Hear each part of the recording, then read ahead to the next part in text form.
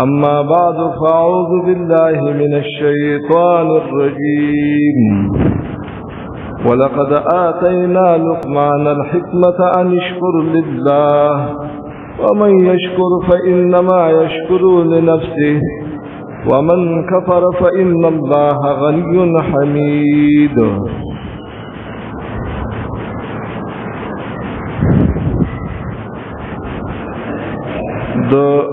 سورة اللقمان دا آیتنا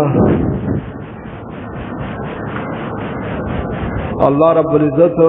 پدی آیتونی کی یولی مقصد بیان کرے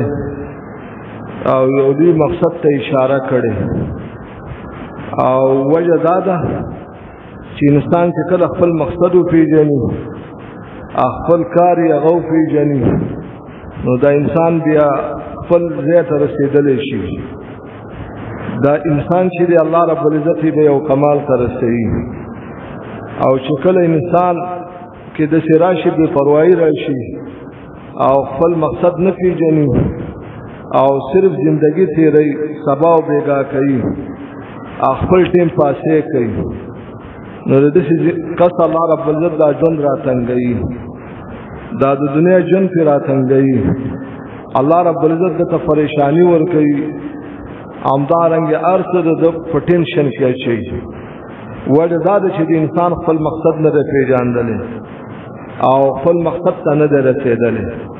نو د دې وجنا او خیر سره او کمالي سره هغه د خپل ځانو پیژني یو چې زه څوک یم او څومره درجه زما ده او د خپل مقصد پیژني چې زه صرف لپاره دنیا ته راغلم او درېمه خبره داو پیژني چې ما ته کوم کارونه متوجه دي په دې کې هغه ضروري کارونه اول وکم زه دنیا ته راغلم او ما ته چې کوم کارونه د الله تعالی طرف ته متوجه دي هغه اهم کارونه اول ادا کړم اول وکم ځکه وجه دا ده چې د انسان ژوندۍ دنیا کې ډېره مختصره ده او ډېره زیاته لږه ده بالکل په نشي حساب ده انسان چې پیږي نو زندگی د ختمه نو د وجنا او خیر انسان هغه دی چې خپل مقصد وپیژني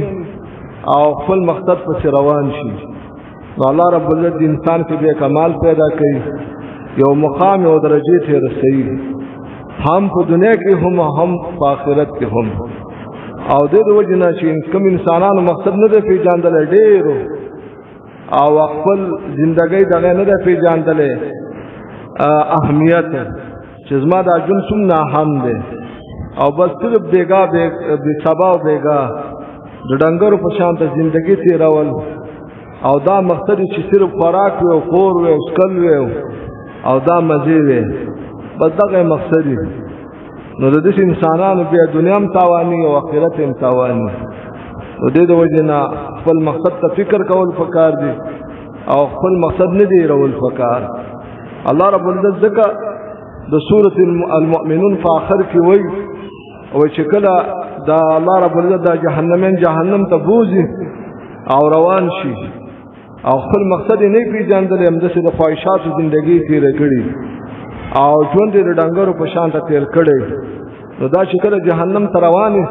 نو دینه پښتنه وکړي کم لبستون فی الارض عدد السنین دنیا کې څومره ژوند تیر کړو دنیا کې تاسو دا ژوند تیر کړی دا څومره ژوندۍ و دا تاسو د دې لپاره کوي چې د دوی دا غم او دا خفګان نورم ډیر شي د دوی دا پریشانی او دا د جهنم عذاب نورم ډیر شي نو دوی به وایي لبسنا یوما او بعض یوم موږ دا ټول ژوندۍ چې تیر کړو دا یو ورځ و دا ټول ژوند 55 کال ژوند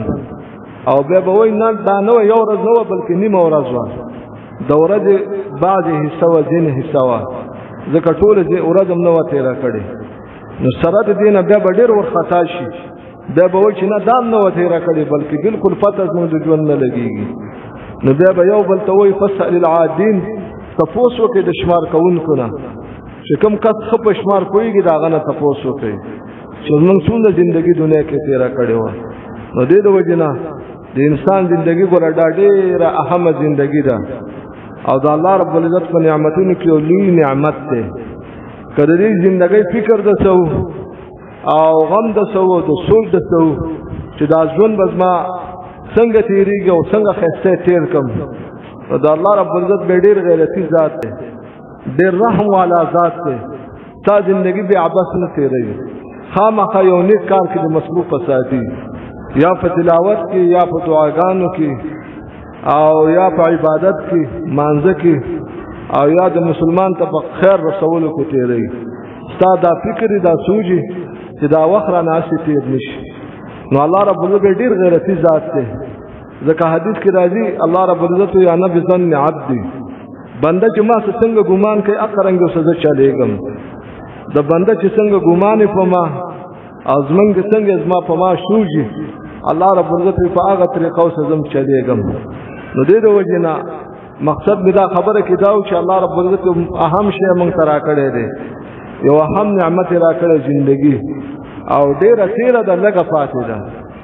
ډېره تېره شوې ده او لږه پاتې ده. نو په دې لږه کې دا کوشش پکار دی چې سړی خپل ځان وپېژني یو، او دویم خپل مقصد وپېژني، او دریم هغه اهم کارونه چې هغه ضروري دي د هغې خیال وساتي. انشاءالله الله رب ډېر مهربانه ذات دی. داسې انسان د دنیا کې نه خرابوي، نه ذلیله کوي، او نه قبر کې ذلیله کوي او نه آخرت کې ذلیله کوي. الله رب العزت دته بیا یو کمال ته رسوي په دنیا کې هم او په قبر کې هم او په آخرت کې هم. الله رب العزت ته مؤمن سړی او هغه سړی چې الله سره تعلق ساتي ډېر زیات او تکران دی، ډېر زیات پرې خفه کېږي. الله رب العزت په مؤمن بنده باندې ډېر زیات خفګان ورته کوي، ډېر زیات پرې خفه کېږي. لکه حدیث کې راځي الله رب العزت وایي مؤمن سړي د مال نعمتونه تیار کړي جنت کې، ښایسته نعمتونه ښایسته مزې مې ورله تیارې کړي دي، لیکن هغې ته د رسېدلو لار په غیر د مرګ نه بله نشته. مؤمن سړی چې هغې له ځي په غیر د مرګ نه بله لار ماته نشته. نو الله رب العزت وایي مؤمن په مرګ خفه کېږي چې دا ماله ولې راځي، وایي زه هم په دې خفه کېږم، لیکن وجه دا دی چې بله لار نشته دی چې زه دغه نعمتونو ته ورسوم. په دې د وجه نه مؤمن سړی چې خپل ځان وپېژني ډېر یو لوی مقام لري، ډېر یو لویه درجه لري. د دې د وجه نه د آیتونه چې ما ولوستو د سورة لقمان، دا لقمان ته ځکه وایي چې د لقمان حکیم په دې کې واقعه ده، او دا ډېر یو نیک سړی تېر شوی و او ډېر یو بزرګ سړی و، د الله رب العزت یو ولی او یو دینداره سړی و. نو تقریبا 11 خبرې کړي دي، خپل بچي ته عامې خبرې کړي دي، او د الله رب العزت دا خبرې خوښه شوي دي تر دې پورې چې موږ ته په خپل کتاب کې ذکر کړی دی. دا ولې بیانوي موږ ته الله رب العزت دې دپاره بیانوي. وګوره زما نیک بنده لقمان څومره دنیا کې ورسره د خپل زندګۍ څومره غم او د نیک اعمالو سره څومره غم او فکر یې دا و چې زما د دنیا ژوند به څنګه ښایسته شي او د قبر ژوند او آخرت به مې څنګه ښایسته شي، فکر ورسره دا و. الله رب العزت یې ځکه دا 11 خبرې را نقل کړي، او حکیم یې ورته ویلی، حکیم یې دې د وجې نه ورته ویلی چې ډېر د پوهه او ډېر د سمج او ډېر د کمال خبرې کړي دي، ډېر د توشتې خبرې کړي دي. نو دې د وجې نه دې خبر ته فکر پکار دی. الله رب العزت موږ ته چې قرآن کریم کې دا د نیکانو صفات بیانوي او د نیکانو خبرې بیانوي، دا مقصد دا نه چې دا یو قصه ده او موږ واورېدله، بلکې دغه خبرې ځان کې راوستل او عملي کول،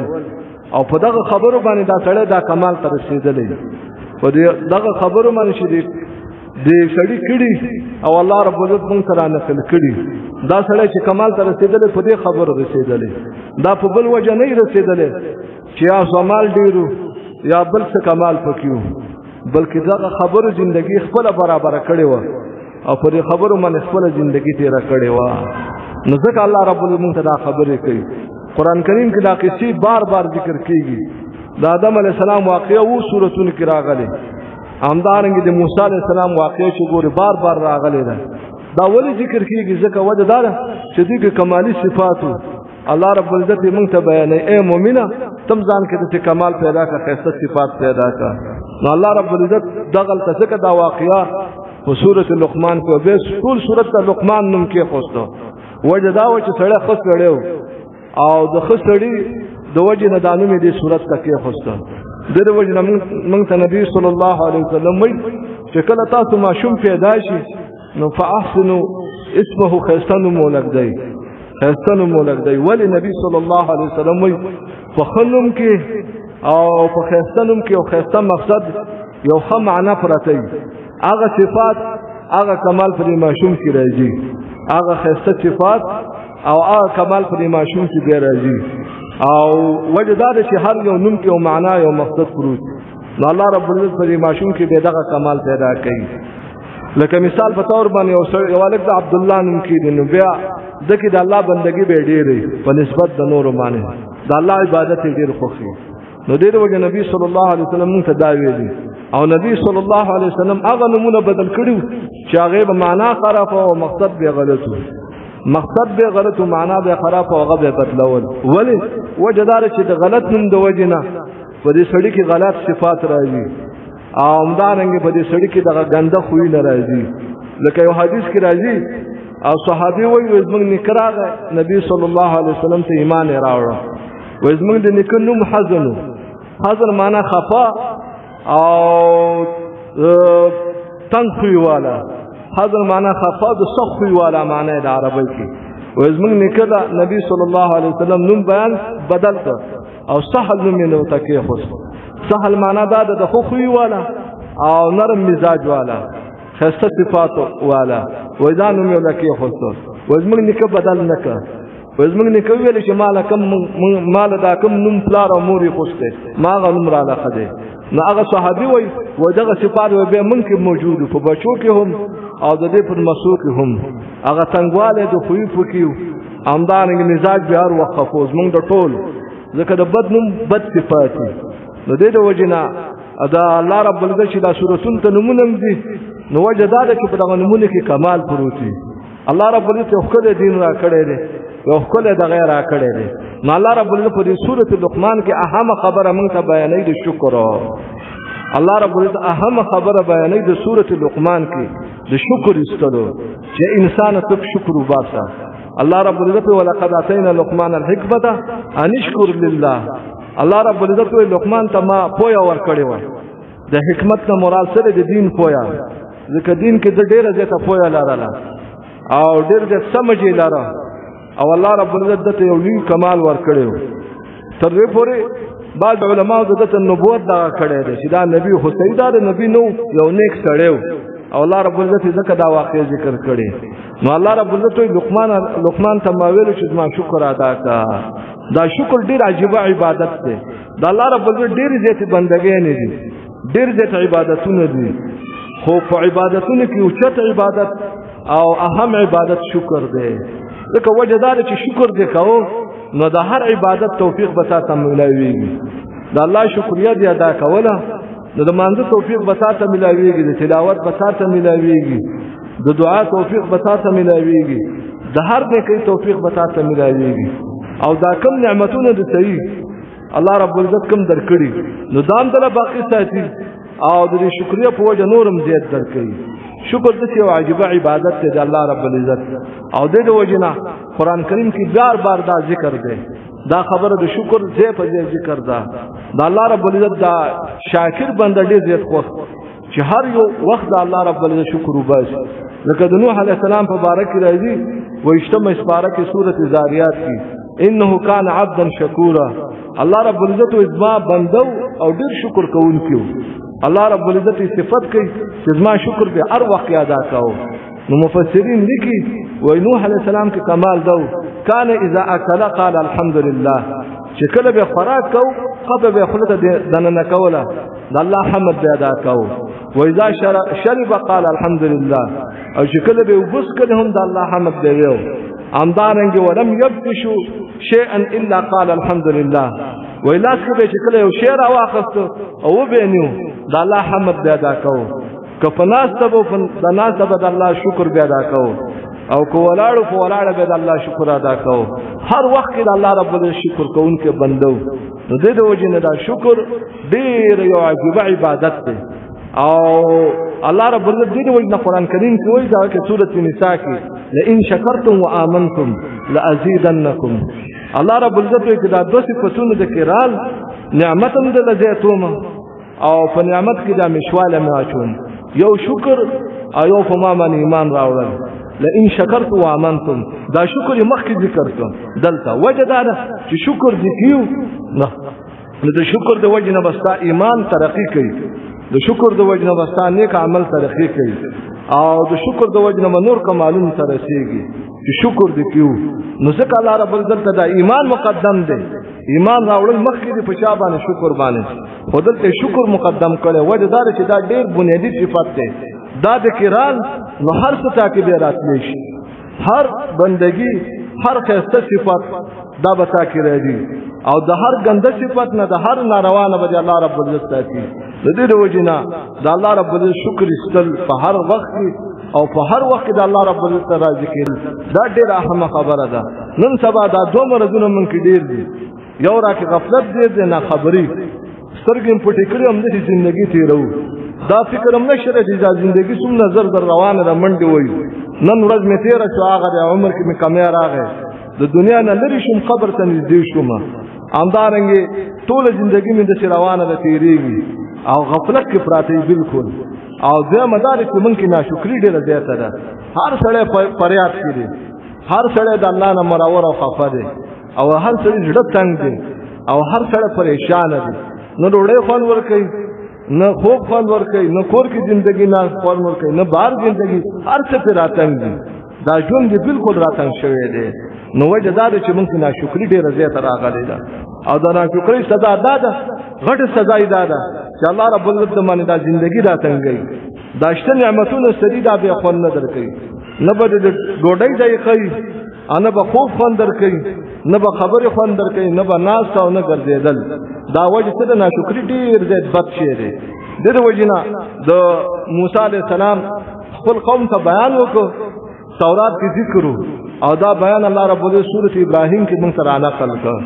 موسی علیه السلام خپل قوم ته بیان وکړ او داسې عجیبه خبرې وکړه خپل قوم ته ځکه بني اسرائیل کې ناشکري ډېره وه ډېره زیاته ناشکري پکې وه د الله د نعمتونو شکر به نه ادا کوو او د الله نعمتونو به ورته سپک ښکاره کېده او د موسی علیه السلام نافرماني به یې ډېره کوله نو الله رب العزت دوی ته څنګه عذاب ورکړ د دنیا کې یې سخت عذاب ورکړ په آخرت کې هم ورکړ نو دې د وجې نه موسی علیه السلام خپل قوم ته ویل لئن شکرتم لازیدنکم دا صحیح ده چې دا آیتونه دا ټول واقعه د موسی علیه السلام سره دغه ده نو ته ویلې چې د الله شکریه م ادا کوله نو الله رب العزت باندې نعمتونه نور درک او ولئن کفرتم کو ناشکري ځان کې پیدا کړه نه ان عذاب لشدید د الله عذاب ور سخت دی که ناشکري کوله د ناشکرۍ د وجې نه دا شته نعمت هم د سړي نه ځي دا کوم چې اوس موجود دی دا هم تېځي او زندګي پرې راتنګېږي او د شکر د وجې نه دا کوم نعمت د سره دا هم بقا لري او الله رب العزت نور نعمتونه هم درکوي د الله رحم دومره ډېر زیات رحم دی نو دې د وجې نه موسی علیه السلام د خپل قوم ته یو عجیبه طرز کې خبره وکړه چې د الله شکر ادا کول نعمتونه زیاتېدل دي او د الله ناشکري کول دا شته نعمتونه ختمېدل دي نو دې د وجې نه هر وخت کې د الله رب العزت شکریا ادا کول چې الله ستا په ما باندې ډېر رحم دی او ډېره زیاته مهرباني ده را باندې الله رب العزت د شکریا په وجه د بنده نه ډېر زیات خوشحالېږي ډېر زیات مؤمن سړي ته په دې باندې ترقي ورکوي دې د وجې نه حدیث کې راځي عائشة رضي الله عنها وكان النبي صلى الله عليه وسلم يقوم من الليل ودشبي ولا طول الشفاء ببعض شفو كبا ساره پوری به الله بندگی کوله و ترضی پوری حتی تتفتر قدمه اغه پوندې وچاو د خپې بر روایت کې راځي او پړتېدل د وجه ډېر ودرېدل د وجه نه ځکه مدته په ولاړو الله رب العزت نو عائشة رضی الله عنها ما ته ویل چې خر غفر الله لك ما تقدم من ذنبك اې دا الله نبی هر ګناه ته معاف کړ ولی ځان ته دومره تکلیف ورکې او همداسې ټوله شپه الله ته ولاړې دا خو ډېر تکلیف دی خپو ته دې وګوره بدن ته دې وګوره نو نبی صلی الله علیه وسلم څنګه ښایسته جواب ورکړ افلا اكون عبدا شکورا زه ولې د الله رب العزت په دې شکریه نه ادا کوم چې ګناه یې راته معاف کړې ده او سره د معاف کولو نه زه د الله شکریه ادا کوم نو شکر ډېر ښایسته نعمت دی چې الله رب العزت انسان ته ورنصیب کړي او په دې باندې دا روان نو الله رب العزت دې کمال ته رسوي د ابن قیم رحمه الله ویلي دي همدارنګه نور علماء دا ذکر کړی دي په مدارج السالکین کې هغه ویلي دا کتاب دی او عدة الصابرین دا کتاب دی هلته ویلي دي چې صحیح شکر کوونکی بنده هغه جوړیږي چې هغه کې اوس صفتونه راشي صحیح شاکر بنده او صحیح شکر کوونکی بنده هغه جوړیږي چې دغه اوس صفتونه راشي یقینا دې بنده د الله شکر ادا کړه د الله رب العزت د نعمتونو شکر ادا کړه او د الله رب العزت کې کوم زندگی ورکړې دې شکر ادا کړه او د الله رب العزت هغه عبادت ته بندګۍ ته ځان ورسول چې دا شپږ و صفات وې دې بنده کې راشي الله رب العزت دې امت کې خسته علما تیر کړي او ډېر د کمال والا او ډېر خسته خبرې مونږ ته کړي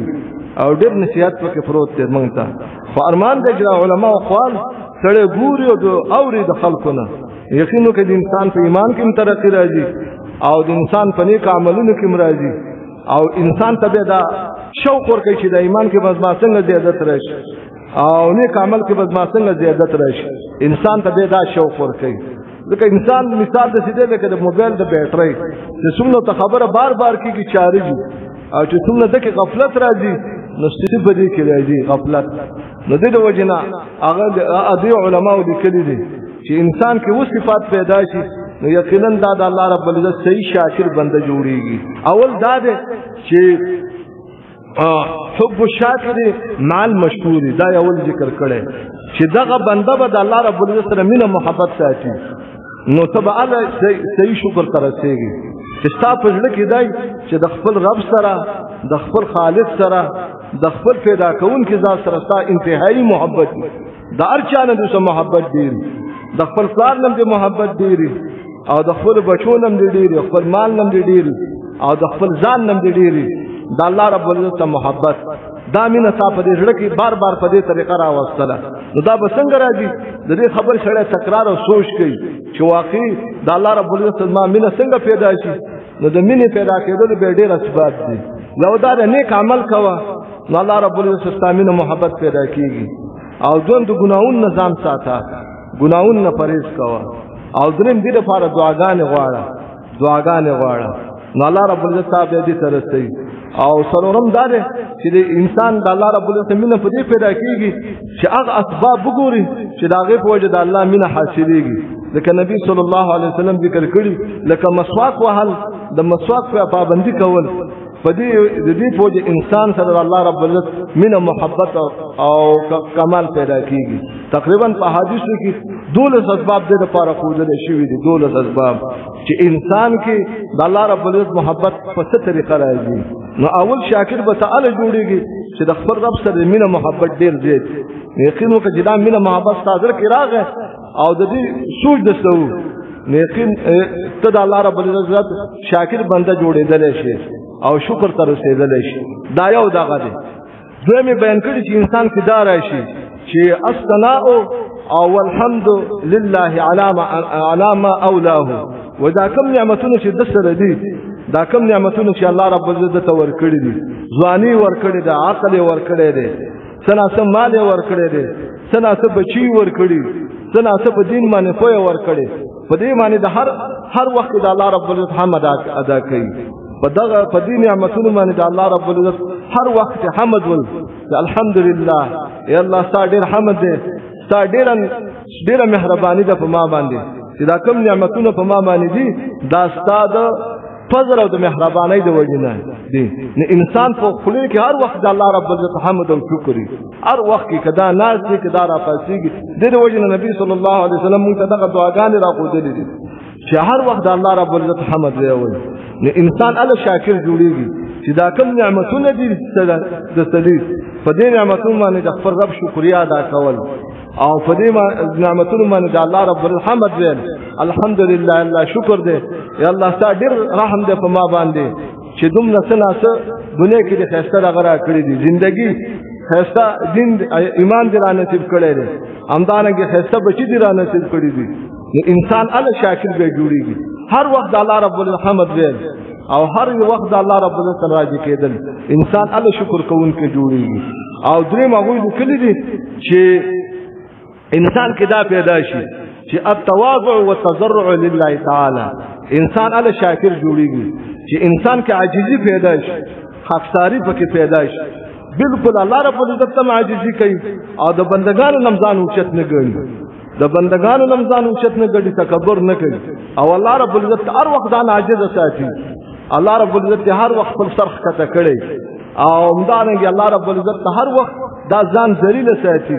او ځان ډیر کمزوري ګڼي. نو الله رب العزت دې بندا دا صحیح شاکر دا بنده ګرځي. الله رب العزت دې بنده ته به صحیح توفیق د شکر ورکړي چې هر وخت ځان عاجز ګڼي، تکبر نه کوي. ځکه تکبر ډیر بد شی دی. تکبر دومره بد شی دی چې الله رب العزت انسان د دې د وجې نه دنیا کې هم ذلیل کوي او قبر او آخرت کې هم ذلیل کوي. د شیطان د وجه دا و چې دا ولې ذلیل شو او د الله رب العزت عذاب کې ولې اخته شو. نو تقریبا سورۃ بقره کې شپږ دغه ذکر کړي. یو دا دی چې ابا واستكبر، تکبر پکې راغی. د تکبر د وجه نه د الله په نعمت کې اخته شو، ذلیل شو. د انسان صحیح شاکر اله جوړیږي چې هر وخت کې عاجزي، الله رب العزت ځان کمزورې ګڼي، همدارنګه الله رب العزت ځان ښکته ګڼي او مخلوق ځان اوچت نه ګڼي. تر دې پورې نبی صلی الله علیه وسلم د عاجزۍ مبارک دی راځي چې دومره دغه پکې و عاجزي وایي. تر دې پورې یو معصوم براغه او زنانه براغه او د لاس نه به ونیول او د یو کار پسې بیا روان که ځان ته چې فلانې کار دی. وایي نبی علیه السلام به وساتله. یو ورځ یو غلام راغی او د لاس نه ونیول یو کار پسې روان کړ. وایي ده چې ورته نه ویل چې ته کوم ځای ته ما بوځې او څه دپاره ما بوځې. وایي نبي صلی الله علیه وسلم ورسره روان و. د دې د وجې عاجزي ډېر اوچت شی دی. انسان کې چې عاجزي نو الله رب العزت دا به په شاکرینو بندگانو کې داخلي. هغه مقام الله رب العزت ورکوي دته چې دا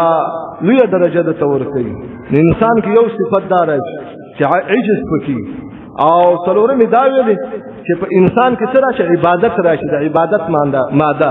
نو د الله به صحیح شاکر ګرځي. عبادت ماده دار چې هر بندګي دا کوشش دا کوي چې آیا وخت د مانځه راغی مونږ رانه قضا نشي، آیا وخت د ذکر راغی چې زه ذکر وکم، وخت د دعا راغی چې زه دعا وکم، او وخت مدارنګ د تلاوت ته دا رانه خراب نشي. هر وخت ځان په د الله په بندګۍ کې حسابوي او هر وخت خپل ژوند په بندګۍ کې مصروف کوي، نو بیا دا انسان شاکر ګرځي. هر وخت کوشش یې دی چې مانه دا ټیم خراب نشي او زمانه دا ټیم ضایع نشي، اثرانه برباد نشي. نو دغه انسان بیا د الله رب العزت شاکر بنده ګرځي. د ځان فکر کوي او د ځان غم سره وي. د دې وجه دا کې ذکر د قران کریم کې الله رب العزت او قلیل من عباده الشکور، زما په بندگانو کې شکر کوونکي بندگان ډیر کم دي. هغه بندگان چې الله رب العزت وي ما شکر ادا کوي، وای دا ډیر کم بندگان دي. د دې وجه حدیث کې راځي و عمر رضی الله عنه به دا دعا کوله، اللهم اجعلني من الاقلين. یا رب العزت ما په هغه بندگان کې حساب کې چې هغه ستا کم بندگان دي، کم بندگان کې ما حساب نشاته تاسو کې دونه څوک مراد دي؟ وای دا شاکرین بندگان مراد دي چې دا په دنیا کې ډیر زیات کم دي. نه د وجه هر وخت چې د انسان کې د شکر ماده یقین وکړه الله کمال ورکوي. د انسان کې یو دا سرورم چې دا خپل ټول ژوندۍ کوشش دی چې د عبادت کې تیر کم، نو الله رب العزت ته شاکر ګرځي، ادا شکر حقیقت تر نصیب کوي. او پنځم دا چې کوم نعمتونه درکړي دي، استعمال النعمت فيما ارضاه، دا کوم نعمتونه درکړي ستا کوشش دی چې دا د الله پر رضا کې ولګم، په هغه ځای کې ولګم چې الله رب العزت را ناراضي شي. دا کوم نعمتونه تاسو سره دي، لکه ځواني درکړي ده، ځواني یو لوی نعمت دی، د الله په بندګۍ کې لګي. مال درکړي په صحیح ځای کې مال لګي. همدارنګه وخت درکړي دی، وخت خرج کې په نیکۍ کې، وخت درکړي په ګناہوں کې نه لګي. دا کوم نعمتونه چې تاسو دي دا د الله رب العزت په هغه ځای کې استعمالول چې په کوم ځای کې الله رب العزت راضي کیږي. دا کوم نعمتونه چې تاسو دي، ځواني دا، مال دی، همدارنګه سوچ فکر دی، عقل دی، الله رب العزت درکړي دی. په دې ځای کې استعمال کې چې په هغه ځای کې د تان الله راضي کیږي. نو صحیح شاکر بنده پیدا ګرځي چې انسان کې دا راشي دا کوم نعمتونه د سره دي دا الله رب العزت فرضا کې استعمالي. وای ځکه دا ډیره دا شکرې ده او الله رب العزت دا هغه بنده نه ډیر زیات خفای چې هغه نعمت ورکړي دا الله رب العزت په نافرمانی کې لګي. د سره نعمتونه دا الله رب العزت په نافرمانی کې لګي. مال ورکړي د ګناہوں کې لګي، زندگی ورکړي د ګناہوں کې لګي، عقل ورکړي د غلط سوچونو کې کوي. همدارنګه الله رب العزت نور نعمتونه ورکړي او لګي دای لګي په غلط ځایونو کې دا کوي نو دا سره ډیر نافرمانه دي نو صحیح شاکر هغه بنده جوړیږي دی علما ویلي دي چې دا کوم نعمتونه د سره دي دا د الله رب العزت په هغه ځای کې لګي چې په کوم ځای کې الله راضي کیږي مال درکړي الله رب العزت په دې خوشحالي کې چې زکات ورکړي ته پکې زکات ورکړي مال درکړي الله رب العزت په دې خوشحالي کې چې عامه صدقه ورکړي مسلمان سره الله سواړي ته مال په هغه ځای کې ولګي وخت درکړي الله رب العزت په دې خوشحالي کې دا وخت د الله رب العزت په بندګۍ کې ولګي ځواني درکړي دا خپل ځواني الله رب العزت په بندګۍ کې خرج نو دې ته ویل کېږي شاکر بنده او دې د وجنه دغه په باره کې راځي د حضرت علیه السلام په باره کې وای دا په لار روانو او وای لګي ولکانو لوبې کولې او د سره نور مرګري مو یو واقعه کې راغلي دي او سره دې نه وای دا وخت نور رسیدلې سره دې نه چې ماشوم وای په لار روان وای دومره اهمیت د وقت سره او د الله رب ال شکر به وای دومره ادا کوو وای دې ماشومانو ته ویلي چې طلعوا معنا من سره لوبې کې کنه وای دوی ته ویل ما خلقنا لهذا من دې د فار نه پیدا چې د خپل ځواني پر لوب کې خرج کو او ضایع شیدو کې خرج کو نو دې ته وای نه صحیح شاکر هغه بنده جوړیږي چې دا کم نعمتونه د ته ملاو دي دا د الله رب العزت پر رضا کې لګي فهغه ځای کې لګي چې په کوم ځای کې الله راضي کیږي او په کوم ځای کې چې الله خفه کیږي دا غزنه ځان ساتي هغه ځای ته نه چې په کوم ځای کې ګناه کوي فهغه ځای کې یو روپۍ نه لګي چې کوم د ګناه کوي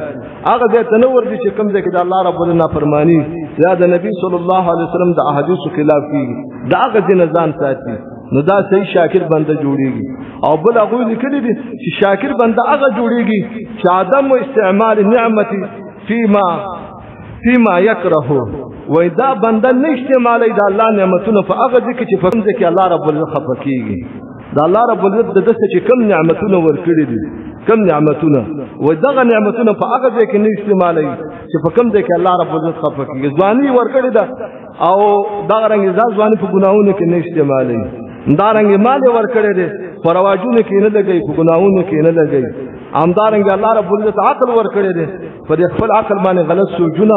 او فکرونه نه کوي هغه نعمتونه چې دته ملاو دي وای دا نعمتونه په هغه ځای کې نه لګي چې په کوم ځای کې الله رب العزت خفه کیږي او ناراضه کیږي الله دا د نعمت راکړي او ته په دې باندې خفه کیږي فلاني ځای کې زیات نه لګوم نو صحیح شاکر بنده له جوړيږي او وما اخري خبره دې دا کړی ده چې صحیح شاکر بنده له جوړيږي انسان چې نسبت النعم الى الله تعالی دا کوم نعمتونه په دې باندې دي دا نسبت الله ته کوي چې رب العزت دا تا را کړی دا ځواني تا را کړی دا مال تا را کړی دا بچی تا را کړی دا خزه تا را کړی د سينو وشي دا ما په خپل لاس پیدا کړی لکه قارون مبارک راځي موسی عليه السلام ته ویل چې وبتغي فيما آتاك الله دار الاخره الله رب العزت دنیا در کړی دا ډیر مالدار او ډیر هاي مال سره دغه سورۃ قصص کې الله رب العزت د واقعیا بیان کړی دا او دومره عجیب طرز کې بیان ده او سره د دې نه چې د موسی عليه السلام د ترزوی کې د قارون ترزوی لیکن چې ګنده صفاتونه پکې کم ځای ته لاړ د الله رب العزت هغه نعمتونو شکر پکې نو د الله رب العزت نعمتونو به غلط استعمالول موسی عليه السلام ته ویل وبتغي فيما آتاك الله دار الاخره الله دنیا درکړي ده په دې دنیا باندې آخرت خسته آخرت وګټه ناغه ته ویل قال انما اوتيته على علم عندي دا ما مال په خپل لاس باندې ګټلې نعوذ بالله الله نه را کړي دا ما خواري کړي دا ما د خواري د وجنه پیدا کړي دا الله رب العزت نعمتونو نسبت الله ته نه کو نسبت یې چاته کو چې دار ته ما په مټ پیټې دي نو انسان الله شاکر بنده جوړيږي چې دا کم نعمتونو د دې سدي د دې ټول نسبت الله ته کې الله دا کور تا را کړي ستاره حمد په ما دا ځواني تا را کړي دا مال تا را کړي دا بچی تا را کړي دا ارڅ چې ما سره دا ستاره طرف نه دي نو انسان کوي دا و خبره پیدا شي دا صحیح شاکر بنده د الله جوړيږي او نور ان شاء الله عجیب خبرې کړي دي علماء په باره د شکر کې ځکه شکر ډېر خسته عبادت دی د الله رب العزت انسان ته ور نصیب شي یقینو کا شکر کې ډېر زیات ناشنا فائدې دي یو فائدہ دا هر نیک عمل ته به فکر راځي هر نیک عمل توفیق به ته ملایوي دویمه دا د هر ګناه نه به الله ساتي او دریم دا نوی نعمتونه بل راځي او څلورم دا د زاړه نعمتونه به هم د تباقی پراته نو ډېر عجیب عبادت دی د الله رب العزت و شیطان اول محنت دا کوي اثر کې راغلي چې انسان ناشکر کې د الله نه امید کی نا امیدی پکې پیدا کې غفلت کې واقع کی و انسان و د شیطان محنت دار چې انسان کې کله ناشکری رال بس د بهار څخه کمواله راځي ایمان هم د ورځ کمیږي نیک عمل کې هم د کمی راځي عامدارنګي په ګناہوں کې د زیادت راځي هر طرف ته به داراګیر شي نو دا شکر کول هر وخت د الله رب العزت نه دا پکار دي دا د خفغان ماده او دا د مرورتیا ماده او دا د غفلت ماده د ځان نشتل پکار دي انسان کمال کوي الله رب العزت موږ صحیح شاکرین بندگان وګرځي او الله رب العزت موږ د پریشانې نه بخبر رحم فضل څخه ختم او الله رب العزت موږ ته دنیا او قبر آخرت کې خسته ژوندۍ دانه کړي بارك الله لي ولكم في القرآن العظيم ونفعني وإياكم بالآيات والذكر الحكيم